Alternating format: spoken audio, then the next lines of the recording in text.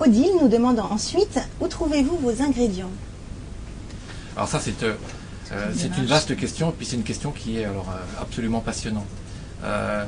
Si je démarre, je crois quand même que les 50 années de cosmétique végétale, et je vous ai parlé tout à l'heure du jardin botanique, c'est quand même la source. C'est-à-dire que des gens qui connaissent vraiment la botanique, qui passent leur vie à comparer des plantes, à connaître des plantes, et puis c'est un petit peu comme en poésie où il y a des métaphores qui se font, il y a des moments où on se dit mais tiens, il y a des plantes intéressantes. Donc beaucoup de lectures scientifiques, beaucoup de culture végétale à la Gacilly, et puis évidemment des missions botaniques qu'on fait. Alors j'ai eu la chance d'aller par exemple à Madagascar, donc des moments assez forts où on a des vrais échanges et où on comprend mieux le milieu végétal.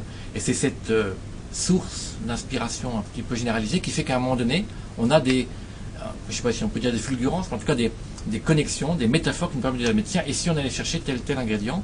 Et puis alors là, c'est là que travailler dans une entreprise comme Yves Rocher, c'est fantastique. C'est qu'on a un monde végétal qui nous apporte des surprises scientifiques sur le plan des ingrédients qui sont quotidiennes. C'est vraiment, oui, il y a énormément de sources végétales intéressantes.